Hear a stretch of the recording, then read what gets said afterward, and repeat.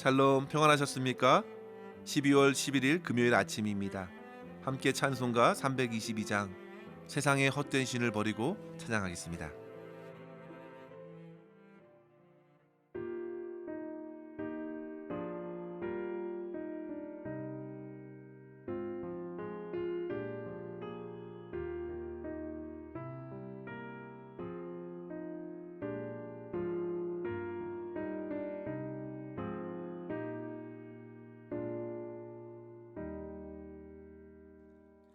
세상의 헛된 신을 버리고 하나님 이름 높여 기리세 온 천하 백성 모두 나와서 다같이 하나님만 섬기세.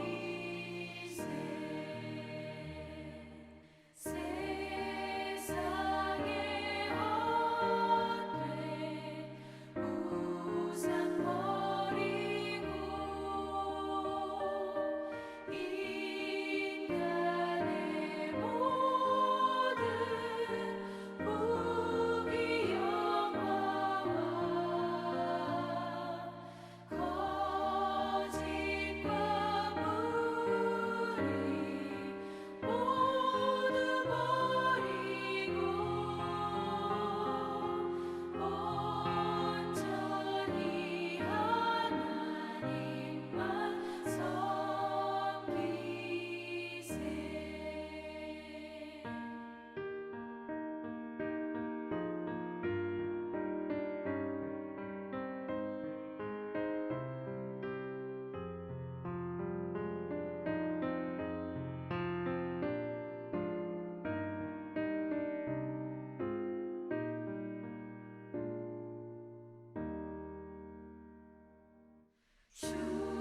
주님의 백성 서로 행하며 시기와 미움 아주 버리고 하나님만을 홀로 섬기는 천국을 어서 이뤄 주소서.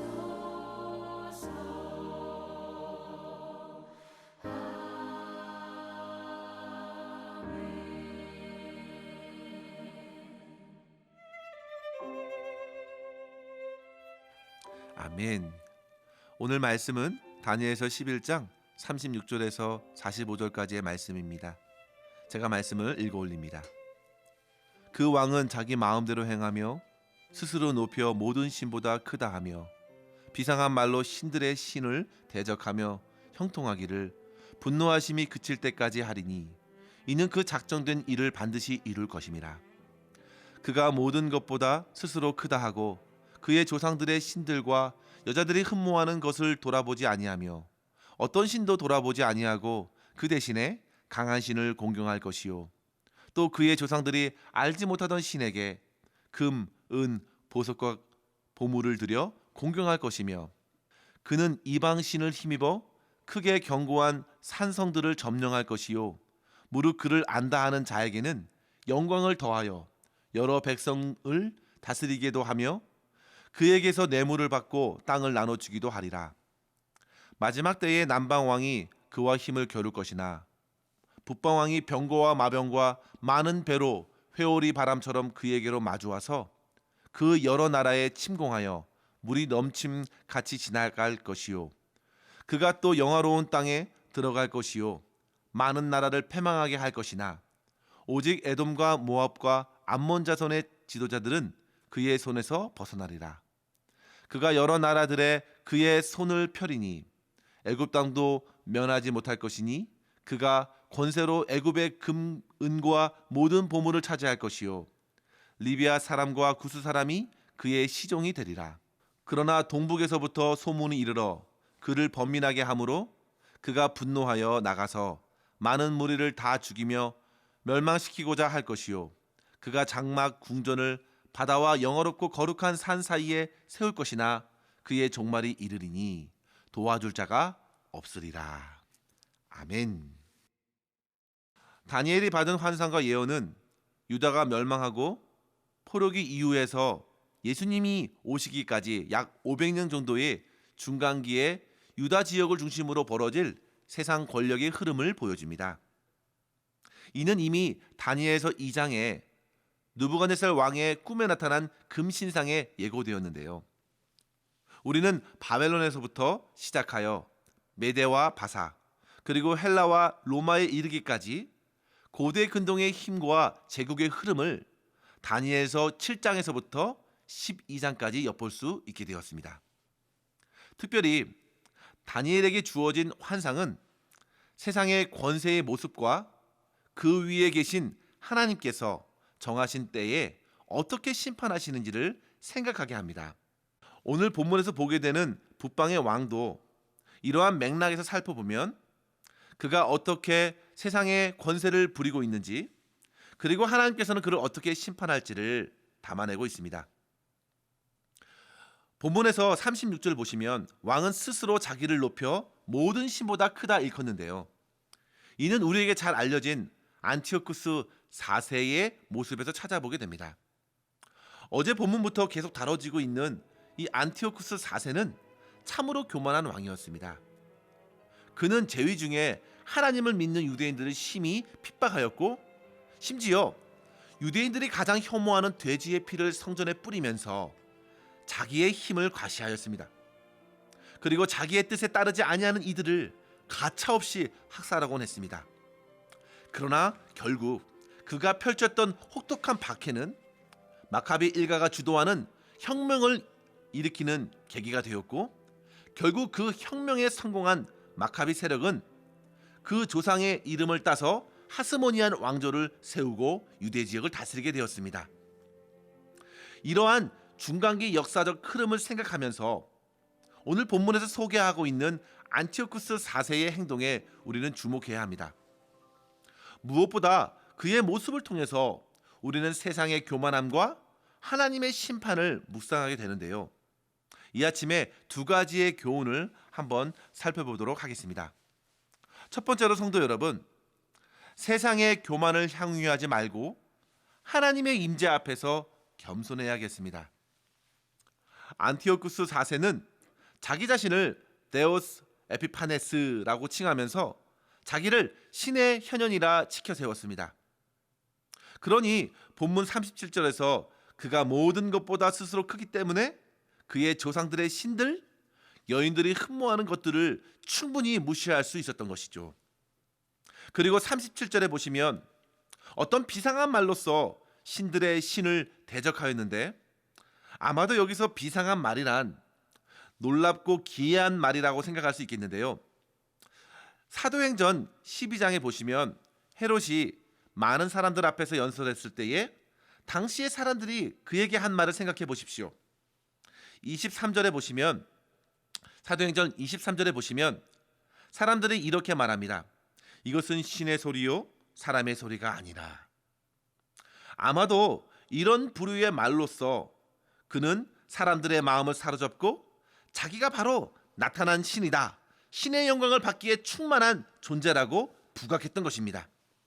정말 하나님 앞에서 겁도 없이 말하며 왕의 권세가 무서워서 따르는 사람들이 인정하고 따르니까 그의 교만은 더더욱 하늘을 찌른 듯 했습니다. 하룻강아지 범 무서운 줄 모르는 인간의 무지함과 어리석음의 실상이라 할 수 있겠습니다. 어떤 학자들은 여기 36절 이후에는 안티오쿠스 4세가 아니고 그 이후에 어떤 왕이라고 보기도 하지만 분명한 것은 그 마음과 말과 행실을 보아야 합니다. 모두 하나님을 대적하는 교만으로 나타난 것이니 우리는 문자적인 성취를 넘어서서 이러한 왕이 자신을 신이라 일컫는 태도는 가히 하나님을 대적하고 무시하고 자기의 성을 쌓는 교만으로 가득한 모든 죄인의 모습을 보여준다고 이해할 수 있겠습니다. 또한 38절에 다른 신을 무시한 대신에 강한 신을 공경한다고 했는데요. 이것을 우리말 성경이 보다 원어의 의미를 잘 담아주었습니다. 우리말 성경이 이렇게 번역합니다. 그 대신 그는 요새를 지키는 신을 공경할 것이다. 성도 여러분, 이 말이 무엇을 의미합니까? 결국 승리하고 강한 신만을 그가 인정한다는 것입니다. 그가 공경한다는 것입니다. 그에게 무시당하는 신들은 약한 신들입니다. 그리고 39절에 보시면 강한 신은 힘있고 크고 견고한 성들을 점령하기 시작합니다. 여기에 참 많은 의미가 있습니다. 먼저는 자기가 신을 정합니다. 결과를 보고 신을 판단합니다. 그리고 그 신도 누구를 위해서요? 바로 자기의 성을 지키기 위해서 그 신을 붙드는 것입니다. 신을 오로지 자기 발 아래 두고 자기가 신 중의 신이라고 여기는 인간의 마음을 보여주는 것이죠. 그러니 여호와 하나님께 무례히 말합니다.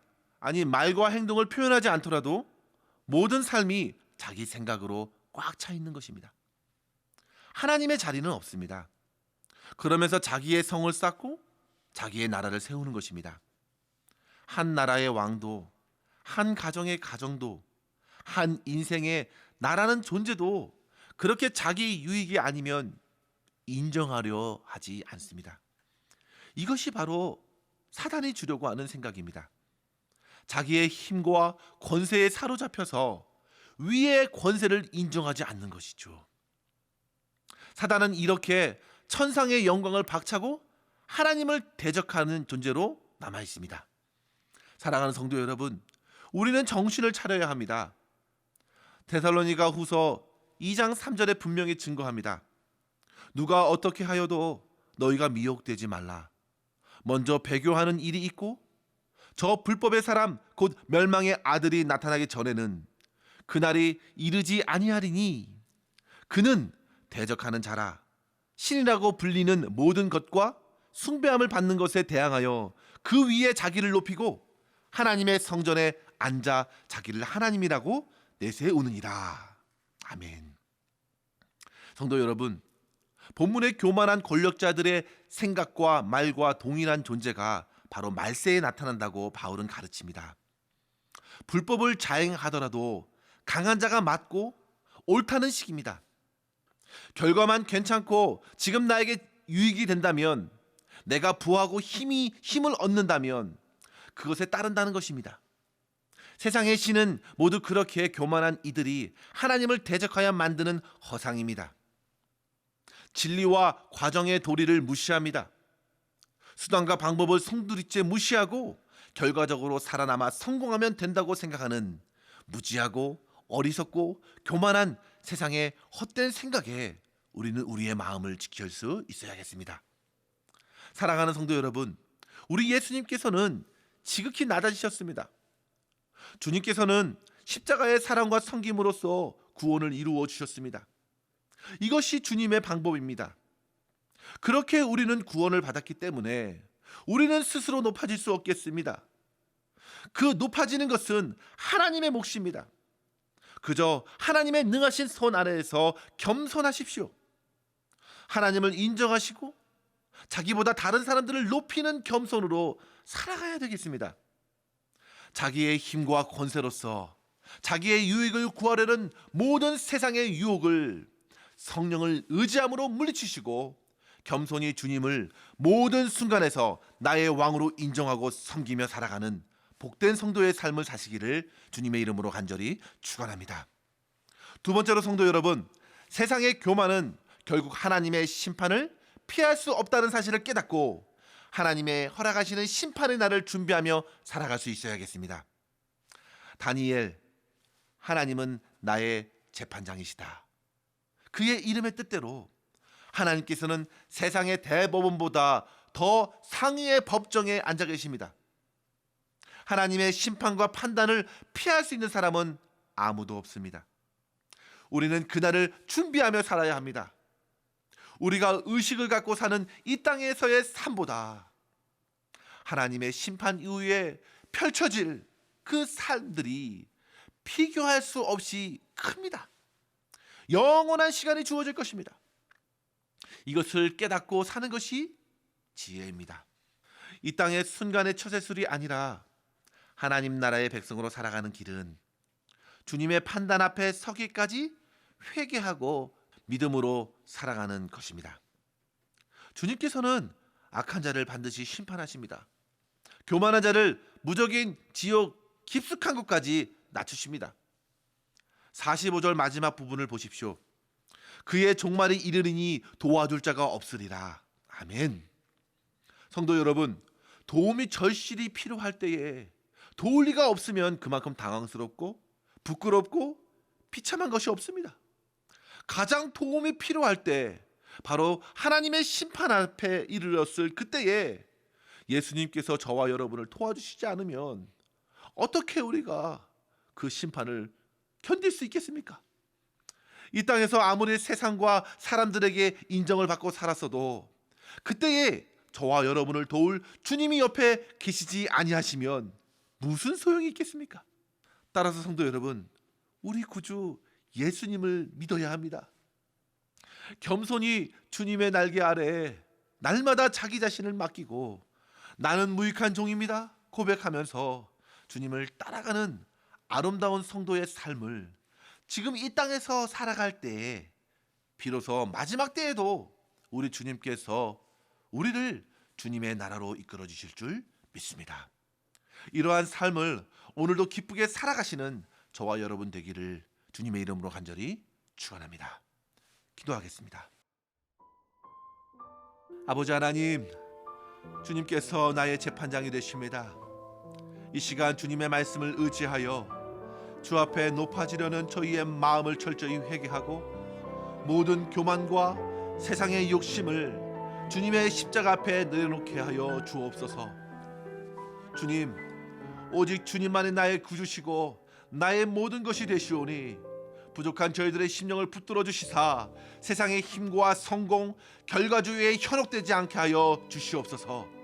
오직 우리의 길과 진리와 생명 되시는 우리 주 예수님만 쫓아 살아가는 주님의 제자의 삶을 살아갈 수 있도록 인도하여 주시옵소서. 우리 구주 예수님의 이름으로 간절히 기도하옵나이다. 아멘. 사랑하는 성도 여러분, 오늘도 주 안에서 승리하시기를 바랍니다. 감사합니다.